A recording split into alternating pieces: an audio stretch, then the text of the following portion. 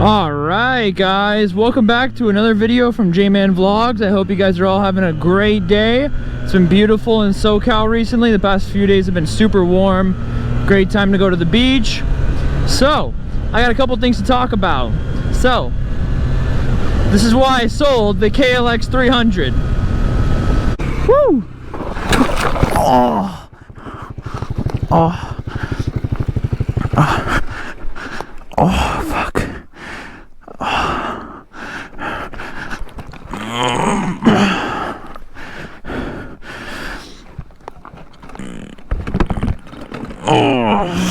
There we go. Okay. Let's see. All right. Well, let's put that back.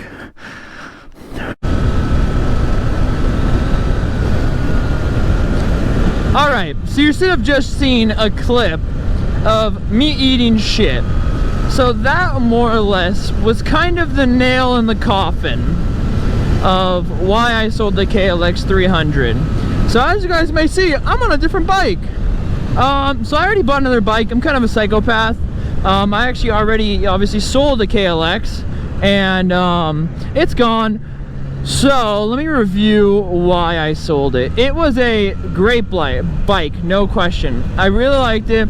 I had some complaints with it, and a lot of those complaints weren't really the bike's fault. I didn't realize what I was buying. I should have done more research and realized what I wanted.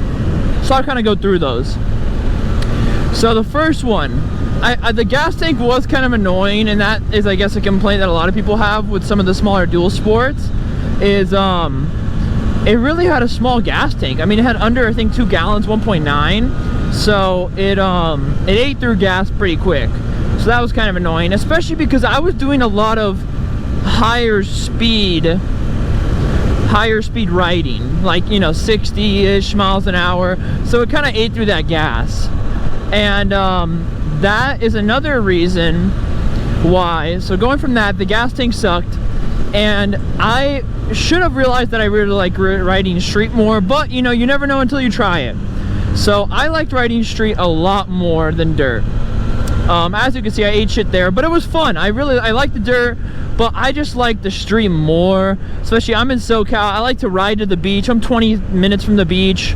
I like to ride to it, cruise PCH, if you guys know what that is, Pacific Coast Highway.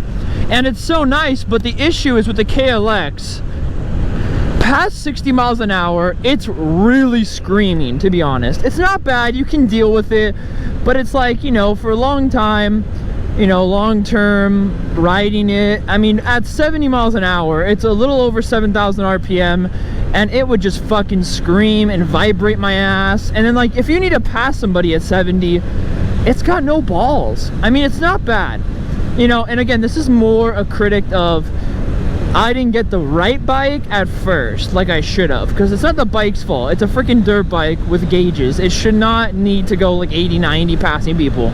But I realized that's more or less what I want. So that's what I realized that I want, is more of a street bike. So instead, I am on a Triumph Trident 660 2021. They just came out with it. So far, a great bike, but back to what I was saying. So the gas tank kind of sucked. The passing power at higher speed really blew. And overall good bike, and the knobbies too, which is not completely the bike's fault. Again, it's a dirt bike, so I'm not like faulting the bike. Just personally, I like these kind of sweeping corners. Not that I'm, you know, going fast or anything. I'm really kind of nice with it. I'm trying to, you know, be careful.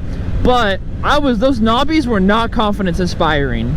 And even on the dirt, they weren't that great apparently. Because if you guys saw the clip I just played in the beginning of the video, I washed out the front. I was going so slow. I was going, what, 15, 18 miles an hour. I just barely turned the steering wheel and the front end just washed out. I think I hit some gravel or something, but there was like no reason. And so that really pissed me off. And then I started looking it up and getting more, you know, looking at forums and stuff. And apparently the stock tires on a lot of these dual sports, they kind of suck on gravel. They're not good at, like, you know, the front end washes out. That's what I guess is pretty common. I didn't know that, so that pissed me off. That was more or less the nail in the coffin that really got it for me. I love the bike otherwise, but I wanted something with more power, more like passing potential, better on street characteristics. So, you know, I'm going 50, and I mean, I could just like lean this bike over and it's happy, versus obviously the KLX. But again, it's a dirt bike, it's not meant for that. So I realized that the dirt wasn't for me, and you know, when I fell, the bike was fine, but it still scratched it up, and I sold it and I lost a little bit of money, more than I should have. Not bad though, but more than I should have, because I scratched it. And that pissed me off, because like, well, these, you know, these bikes are made to be kind of scratched, but it's a brand new bike. So I was all pissed. I was like, dang, if this is normal, you know, people eat shit on their first time being on the dirt, then that's not what I want. I don't want to eat shit. I'm sure you can on a street bike too, but at least it's a more predictable conditions. Oh, there you go. More predictable conditions, and you have to be doing, I think, stupider stuff to really crash on a street, or a car, obviously. If it's somebody else's fault, it's not your problem. But I just came to realize it's more or less what I wanted, and I looked at a lot of bikes, and I was doing some research, and there was between like an MT-07, there was like the CBR 650R or CB 650R. There's a couple other ones too that I looked at. Really, I like the MT-07, and I was judging the MT-09, but the MT-09 was a little more expensive and a little more bike than I needed, to be honest. So I ended up looking around, and then I found the videos on the Trident, which I'm riding right now, and I love it. It looks great. I mean, it's cool because it's got the naked bike style, which I learned to really obviously like, but it has classic styling. So I like the gauge. It's got a full digital gauge. It has some driver modes. It doesn't have the full like MMI and everything, but it's got driver modes, rain and street, or rain and road. And I like the headlight design. It's that old school classic circular headlight, which I really like. So it's kind of like old school looking. Triumph's a good name. You know, it's more of a premium name than the Japanese bikes, even though I'm not knocking anything on the Japanese bikes. The MT-07 I think is like the best selling naked bike out there, so not knocking it at all. But I like that you know, Triumph, it's a cool name. So, and I didn't like the Cyclops eye on the MT-07 was cool, but I think I like the old school round headlight better. So that, plus I really liked the suspension was apparently better, you know, compared to people who rode them both. And those have like just the generic, I guess, suspension. I don't know what name they are, but this has the Showa front forks, and people say it's a lot better. It's a lot stiffer. It's not as bumpy and not as soft. It's a lot more mature. I think the MT-07 has a little more torque right off the bat, but this, I don't know. I like this bike overall. It's been great so far. But yeah, so I want to introduce you guys to the new bike. I apologize if you were here for that KLX. Like I said, it was a great bike, just wasn't for me. I was more of street than I was dirt. I wanted the passing power. The fuel tank kind of sucked. The knobbies were annoying on the street, which I get, you know, it's not their fault. They're knobbies, they're not meant for the street. But then, like, it really pissed me off that the knobbies weren't even that good in the dirt, apparently. I'm sure you can. I wasn't an experienced rider, so I'm not blaming the bike totally. But apparently the knobbies aren't even great for dirt either. So it's like, what the hell? You buy the new, you know, Dual Sport, and then you still need to do tires on it. And just, this is so much more fun, to be honest. Just like, you can just see, I mean, oh my god, look at that power. I was already at 60. The KLX would have been screaming for life if I tried to get it like that.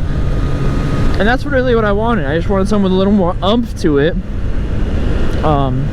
Smoother. So if I do hang at those speeds, those 60, 70 speeds, which the KLX was fine at, but it was vibrating. I didn't like seeing the RPM at 7,000 RPM all day. I didn't like that.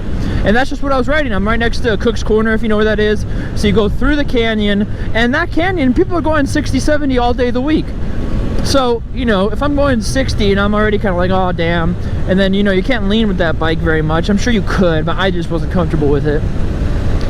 So this just fit all my needs. Bigger fuel tank, of course. I love the street mannerisms. These tires have been great.